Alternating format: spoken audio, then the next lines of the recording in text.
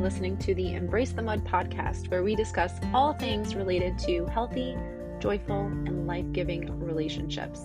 Why focus on relationships? Because the quality of our intimate partnerships and close connections influences our health, happiness, and longevity more than anything else in our lives.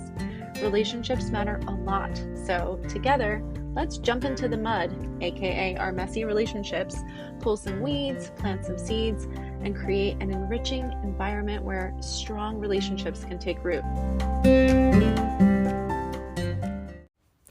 I am your grateful host, Dara Posner. I am a relational disaster working toward relational mastery. I am also a positive psychology coach, a relational mindset coach, a blogger, and now a podcaster. Thank you for tuning into this episode of the Embrace the Mud podcast, where we discuss all things related to healthy, joyful, life-giving relationships. If you are a fan of this podcast, please subscribe, follow, like, review, and share. Your engagement in this way is crucial to the success of the podcast, and I appreciate you taking just a few seconds to support my mission, which is to help people like you flourish in life and love. Today on the Embrace the Mud podcast, we are beginning our new series, Essential Relational Skills, where we'll be talking about what we need to be able to do in our relationships in order to maximize the potential for connection and intimacy. The first couple of episodes will focus on foundational skills, which are the skills that underpin our ability to master all the rest of the skills. The first foundational skill we're going to talk about is self-awareness, which is the ability to see and understand yourself and to recognize when you are or aren't living congruently with your own standards and values. And it's also the ability to understand how other people see you. Why is self-awareness an essential relational skill, and how do you develop it? That's what we're talking about right here, right now. So let's dive in.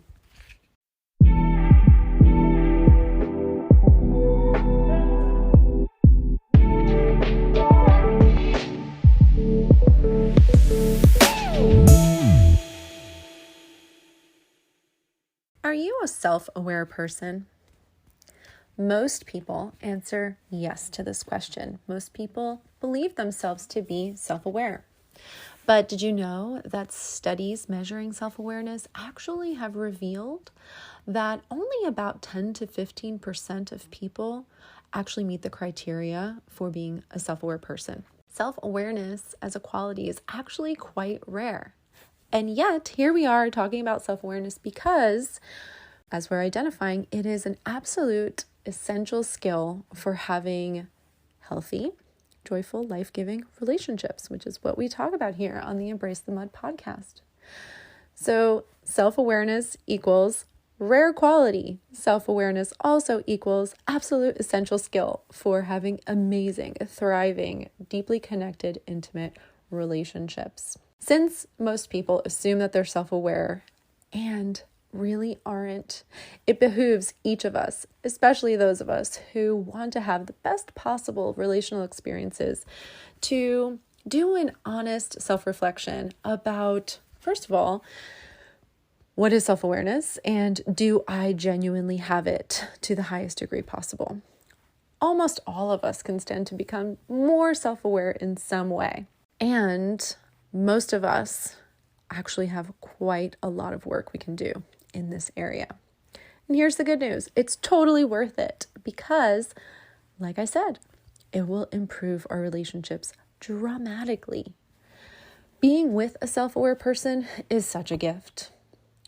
I have some really highly self-aware people in my life, people who have made it a deliberate, conscious goal to enhance their self-awareness. And I will tell you, there is a stark difference between trying to relate deeply and intimately with somebody who has that and somebody who doesn't. So let's just go a little bit deeper into defining what self-awareness is. As I said in the intro, there are two sides to the sort of coin, if you will, of self-awareness. On the one side, we have internal awareness, right? And this is our ability to know and understand our own feelings, our own thoughts, our own beliefs, our own passions, our personalities, our values, strengths, weaknesses, and so forth. The more we can clearly see and understand these aspects of ourselves, the more internally self-aware we are. The other side of the coin is an external awareness, which is our ability to understand how other people see us. Now, here's the interesting thing. Being internally self-aware does not automatically make you externally self-aware, or vice versa. You can be really highly internally self-aware and have really low external self-awareness. You really disconnected from the reality of how other people see you, even though you see yourself quite clearly. And of course, you can be low in both internal and external, and high in both. The ideal would be to be high in both. So how do you do that? Well, the obvious answer is to become self-reflective, right? To begin to observe yourself, to give yourself, first of all, permission to see all of yourself, and to do so with compassion is what I would recommend, because as all humans do, we have wonderful qualities and attributes and aspects of who we are. And then we also have the more difficult ones that, might be challenging to look at. And yet seeing some of those accurately can be the most helpful, especially relationally. It's so helpful when we can see the weaknesses that we have, or the habits that we have, or behaviors that interrupt the possibility of connection or interfere with our ability to, really find that deeper level of intimacy that we long to have with the people that we love, especially our partners.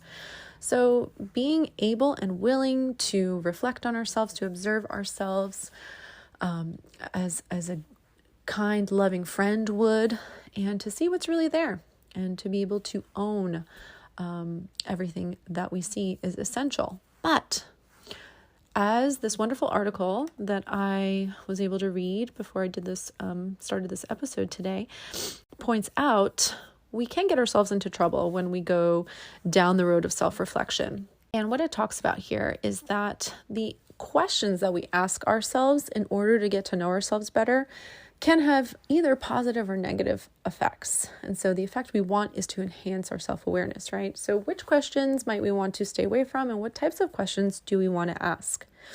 So what they've identified here is that asking why questions could get us in trouble. So for example, let's say that your partner gives you a reflection that they do not feel heard by you. They don't feel like you're really listening. You're not a good listener. Now, why questions might be like, why are they always accusing me of being a bad listener? Or why can't I get this right?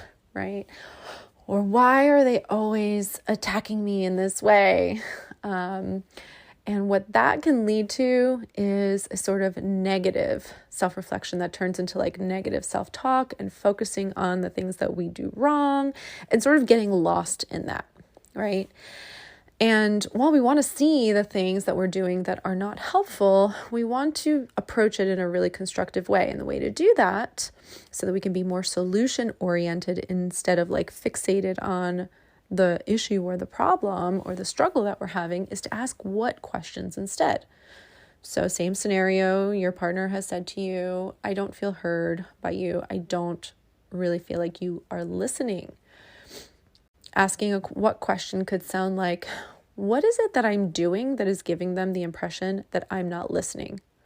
Or what am I not doing that they really need me to do so that they can feel heard? This is a way to accurately identify and become aware of our own behavior or tendencies without falling into that potential trap of self-repudiation and negative self-talk. So that is a really helpful piece of advice that I think could send us on the track of a productive and helpful way of developing our self-awareness. Enhancing your self-awareness and being self-aware helps you communicate yourself to other people. People who are low in self-awareness really struggle to express and articulate what it is that they want, what it is that they need, what it is that they're looking to pursue and cultivate in their lives, because very often they are disconnected from the knowledge of those things about themselves. So how can they communicate that to a partner or anybody else? So self-awareness really allows us to help other people get to know us and to help us make sure that we are aligning our vision for the future and the things that we want for our lives with the right people, the people who share those things in common with us, and to get into close, intimate relationships with people who make sense for us. So self-awareness has the value of helping us choose wisely, to connect around who we are, express who we are accurately, and to communicate our desires and needs, which is a really, really important thing that we need to be able to do in our relationships. The other really great benefit of being self-aware is that when we're really willing to honestly look at ourselves and see ourselves in a holistic way, we have an easier time doing that for other people as well. And when we are aware of, both our strengths and our weaknesses, the things we're passionate about and the things we find totally boring and so on and so forth, I think that also opens us up to be able to be receptive to the feedback that other people have. And when we are a self-aware person, that typically indicates that is a desire that we have to really see ourselves clearly and honestly.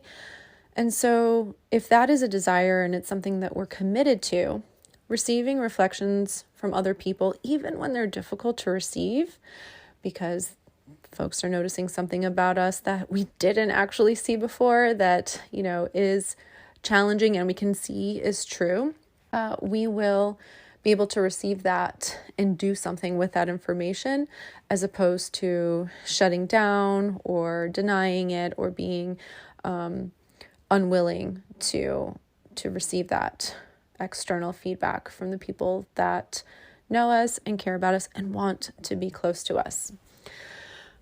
So, self-awareness, really, really key, foundational for being able to connect, being able to relate to other people. Seeing ourselves accurately and in a holistic way allows us to do the same thing for others. It allows us to receive what people see about us, which then in turn helps us become more internally and externally self-aware. So that is all I have for you today around this very, very important skill of self-awareness. Remember, most people believe they're self-aware, but few people actually are.